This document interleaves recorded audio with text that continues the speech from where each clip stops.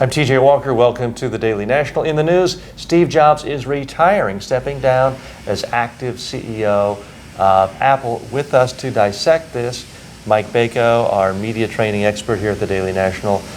Now, Mike, we'll leave it to others to dissect his business legacy. We're going to focus on his public speaking legacy, his oratorical legacy. People do think he was a great speaker. Why?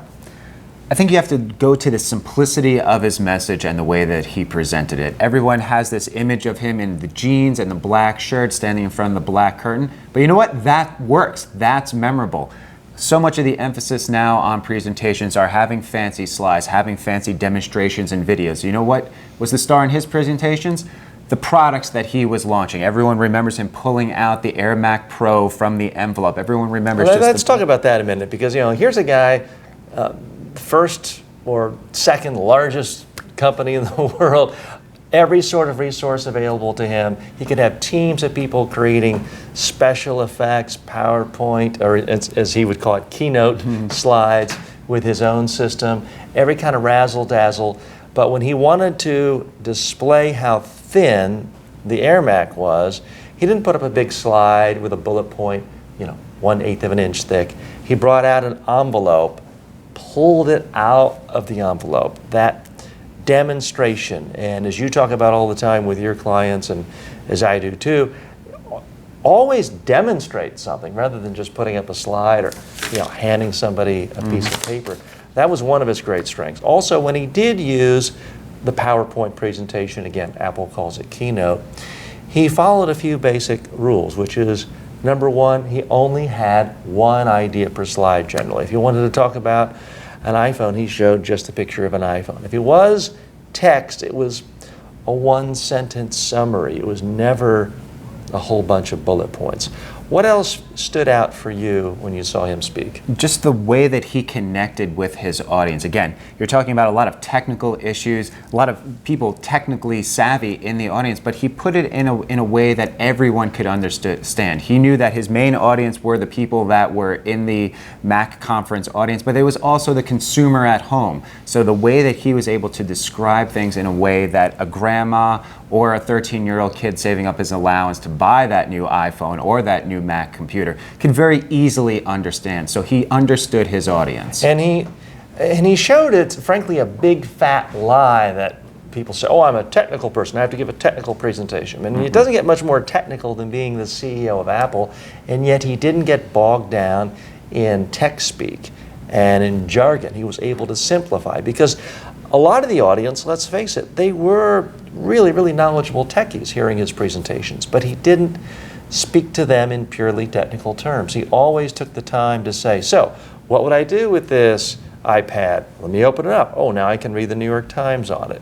Something that absolutely anyone could understand. That's the hallmark of good speakers everywhere, is they may know 10 billion technical details, and no one doubts that Steve Jobs knows all the technical details, but you then have to use your judgment onto what is truly important so you can focus on one thing at a time, and Steve Jobs did that brilliantly. Another thing he did well is he simply walked around the stage and seemed comfortable and relaxed. He didn't just get one of these lecterns and stand behind the lectern the way a lot of pompous, scared CEOs did. Now, we're not trainers. You've never trained Steve Jobs. I haven't either, so we're not trying to take credit for anything.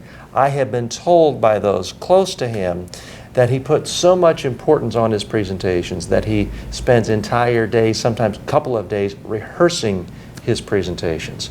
So for all of you CEOs or executives out there who say, oh, I'd love to do better presenting, but there's no time. Baloney. There's always time for something that's important. If you can be the CEO of the largest, or depending on the day of or the hour of the day, the second largest company in the world, and you can spend a day or two rehearsing, anyone else can too. So it's that rehearsal. And what I like about the way he presented is he always connected at the human level and realized, okay, here's what the average person wants. The average techie really would like 1,001 functions and gizmos on an iPhone or an iPad or an iPod.